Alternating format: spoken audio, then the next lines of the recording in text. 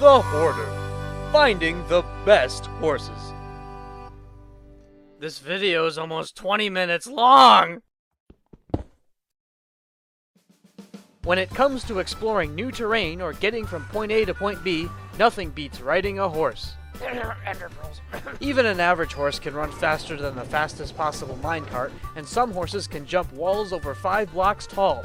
You can't be out running around trying to find mesas, ice spikes, and jungles on foot. You need a horse. However, Notch did not make all equines equal. There is no mention of horses in the Declaration of Independence. They all have different health, speed, and maximum jump stats. Some horses can run fast enough and jump high enough through space to make the Millennium Falcon jealous. But others are so slow they are regularly put to shame by turtles. You can't have everyone on the server comparing your horse to the speed of carrot growth. You need a fast horse. So, how do we separate the moon-jumping Olympian rocket stallions from the snail-chasing glue buckets to be? You can't tell how fast a horse can run just by looking at him. You need to build a horse sorter, or Horter, if you will. Oh yeah? What if I won't? There are plenty of designs on the webs for making devices that test horse speed, and you can always test a horse's jumpiness by trying to jump over tall things, like telephone poles, or the US national debt. But once you've figured out how to reveal a horse's stats, you're also going to have to think about how you're going to remember them. It isn't too difficult to keep track of one horse's stats, but what about 5 horses? 10 horses? 20 horses? As you tame more and more horses on your quest to find the best, you'll run into the problem of keeping track of all of their stats. You could keep each horse in his own pen, give him a hilarious horse-related name, Stallion of the Cinnamon, and record his stats in a book you keep under your mattress, but sooner or later, the horse pun economy will run dry. Seabiscup. That's why I built the Horter.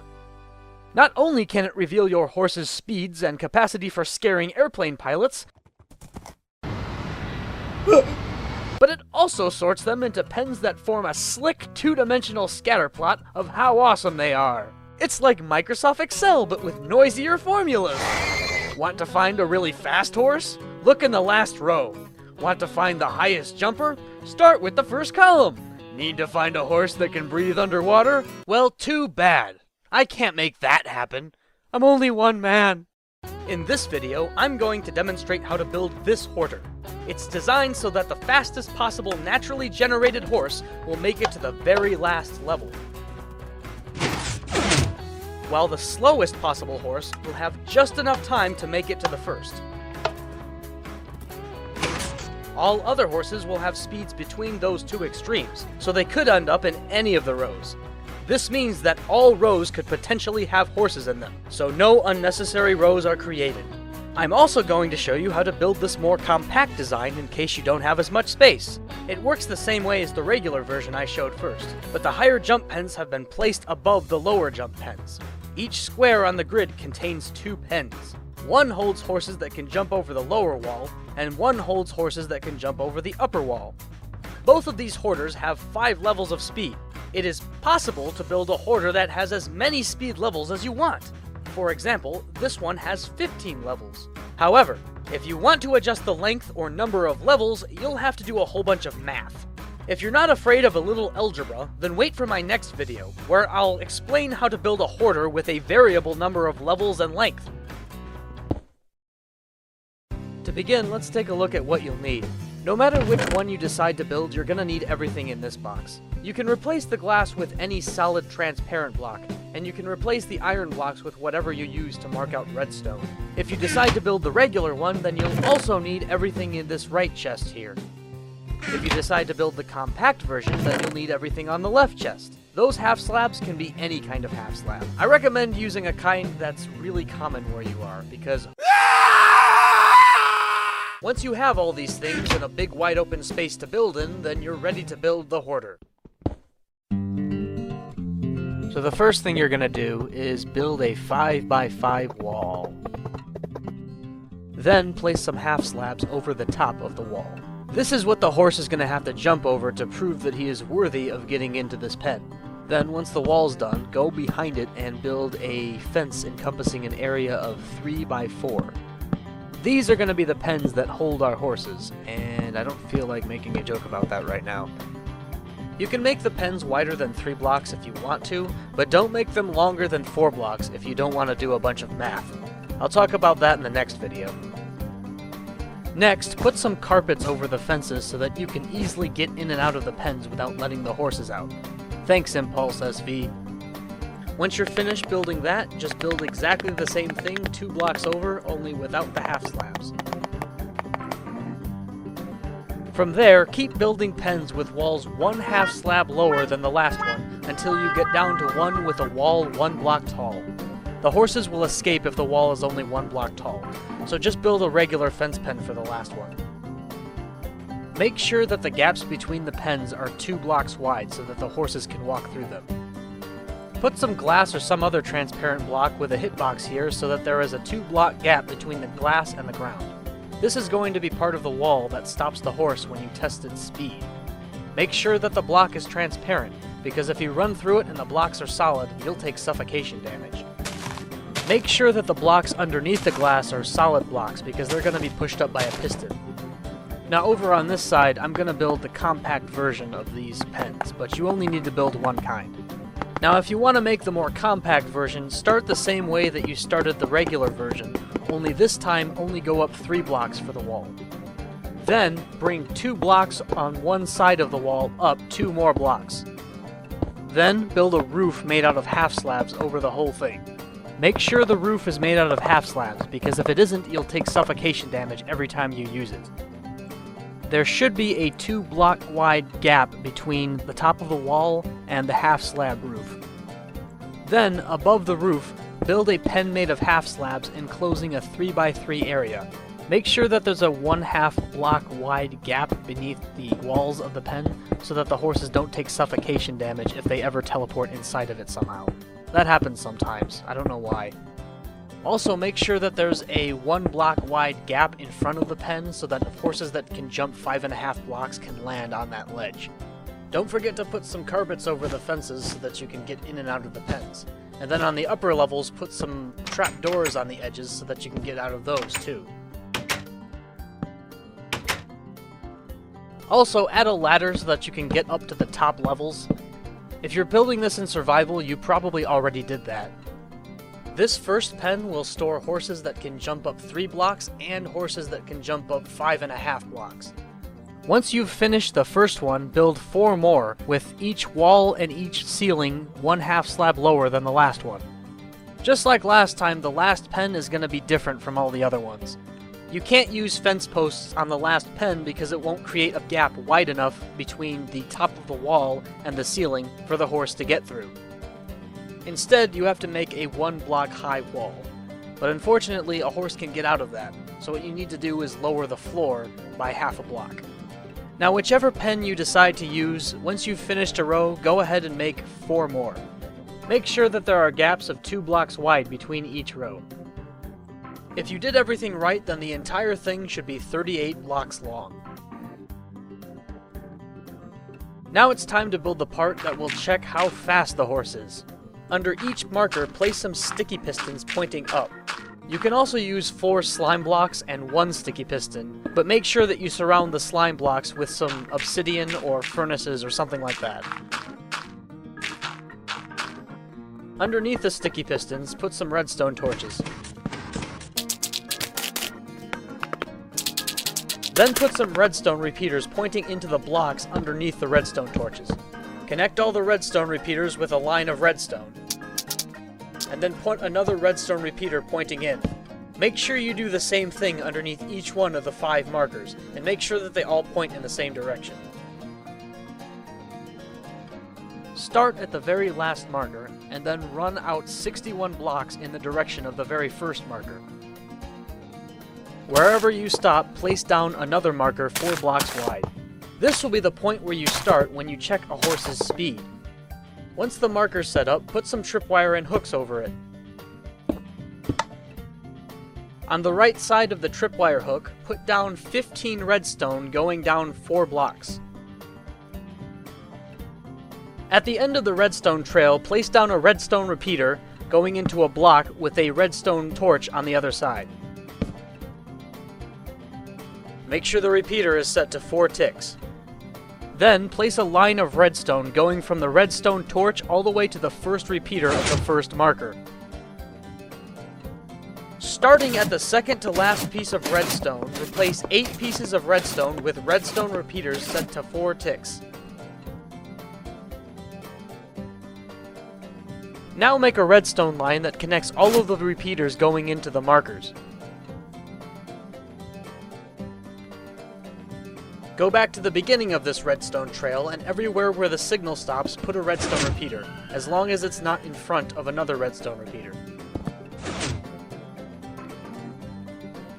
Set the redstone repeaters going into the first and second markers to 3, set the redstone repeaters going into the third and fourth markers to 2, and set the redstone repeater going into the last marker to 1. If you wired it all up correctly, then triggering the tripwire should cause all the markers to close at the same time.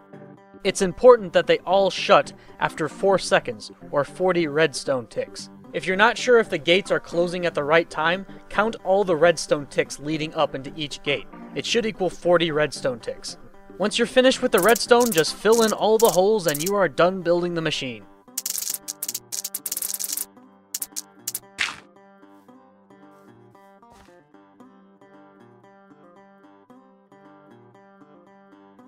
You might still want to build a holding pen at the very beginning though for unsorted horses.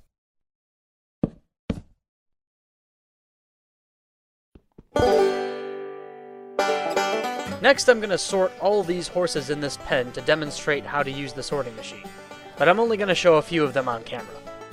I'm going to start with this tan colored horse here.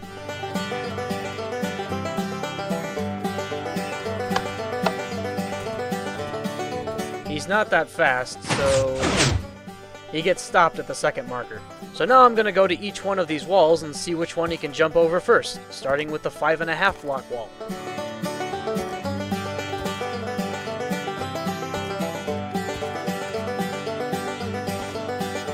Looks like 4 blocks is the highest this horse can jump, so he's going to go in this pen. When testing the horse's jump ability, always make sure that the bar gets all the way into the gold region before you jump. Otherwise, the horse isn't jumping as high as he possibly can.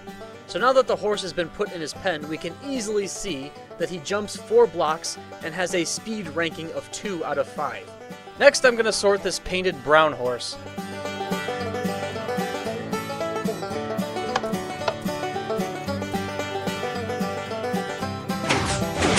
And this guy made it to gate 3. If a marker comes up underneath a horse, I usually count that as going to the next marker. In my mind, the gate has to come up all the way before the horse even gets to it in order to count as a stop. This is because the 40 redstone ticks I mentioned earlier takes into account the 2 redstone ticks necessary for a piston to go all the way up. The horses are actually supposed to have 42 ticks to run as far as they can. Looks like this horse can only jump up 3 blocks. So when we come back, we can easily see that this horse can jump over 3 blocks and has a speed ranking of 3 out of 5. Now I'm going to sort one of the horses into one of the compact pens so that you can see how that works.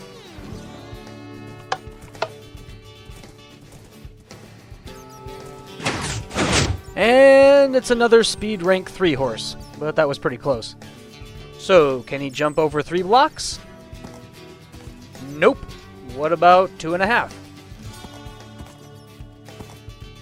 Oh no, not too impressive. What about 2?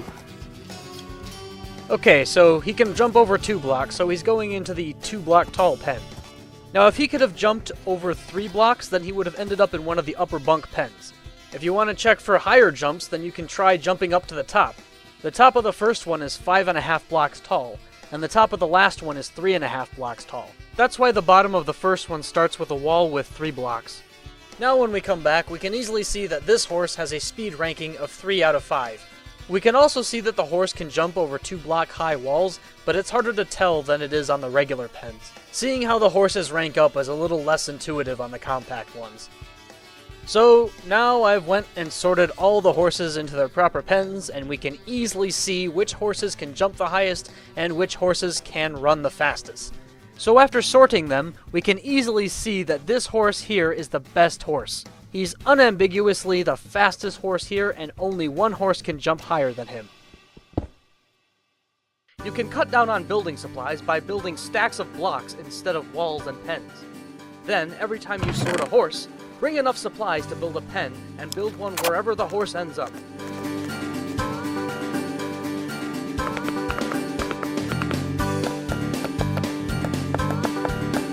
That way, you can build only the pens you actually need instead of building all of them. Make sure you light the Horter. This thing isn't meant for sorting zombies from skeletons, and we don't need creepers turning your horse sorting facility into a glue factory. Once you've sorted all your horses, you should ride the fastest, highest jumping horse you can find on your quest to find the closest mesa biome, right? Wrong! Your mightiest steed may seem like the right horse to take on your various quests, but what happens when you and your Millennium filly merrily gallop into a pit of lava? You'll respawn at your bed, but your best horse will end up trotting off to the big grassy field in the sky. Instead, it's much smarter to ride the children of your mightiest steeds, since they have almost the same stats. That way, when you accidentally trip into the deepest ravine on your server, you can throw some golden carrots at your late horse's parents and say, "I accidentally offed your only child. Make me another one." It might be a good idea to build a roof over this thing. Horses aren't lightning proof. If you build a Horter on a server, try to get everyone on the server to send you all the wild horses they find. In return, you can provide the entire server with premium transportation. Everyone can ride the children of the best horses that anyone can find. Since it's so easy to see how the horses compare to each other, one Horter can provide horse sorting services to an entire server. Just make sure you build it in a place where everyone can find it, and make sure no one tries to ride the wild horses, since they can't be as easily replaced. Here are the advantages that the Horter has over other devices for sorting horses that I've seen. It can test both the speed and the jump height of the horse, the two stats that you can't figure out just by looking at the HUD. It also automatically records everything that you find about your horses, so you don't have to write anything down or type anything out somewhere. Since you can add as many speed levels as you want, the speed measuring can be as precise as you need it to be. You can see where all the horses rank up at a glance. If you plan everything out right, everyone on a server can use it. Every time you check for speed, you'll always get the same reading on the same horse. Some of the hopper timer designs I've used before have given me slight margins of error. Since it's designed for the very fastest horse to make it to the last row, and for the very slowest horse to make it to the first row, there are no wasted speed levels. Unfortunately, the Horter also has some disadvantages compared to other methods of sorting horses. For one thing, it takes up a lot of space and a lot of resources. This makes it impractical to set up in the fields where you find the horses, so you'll have to take them back to your base if you want to test their speeds. It's also not easy to adjust the precision of the device. You need to know some algebra to do that. So that's it for the Horter. I hope you found this useful. If you have any questions or you find any problems with it, please let me know in the comments. I hope you all find good horses, and I wish you the best of luck on any quests you take them on. Goodbye!